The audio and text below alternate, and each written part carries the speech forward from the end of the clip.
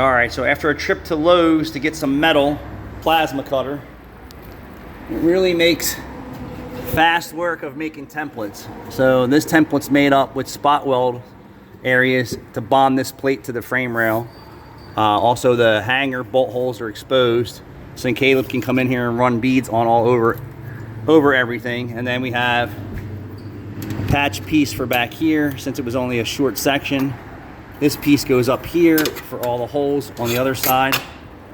And then this piece over here,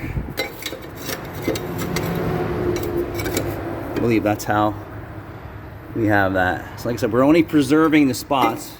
We're not trying to overdo it.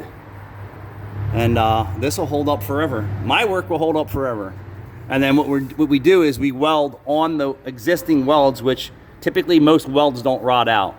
So we're gonna burn right through this, burn right through this. We're gonna burn right through this, shape all that, and attach it right to the square parts of the frame, and then weld everything in. And then I said I didn't want to make, and then there's another plate for up in there.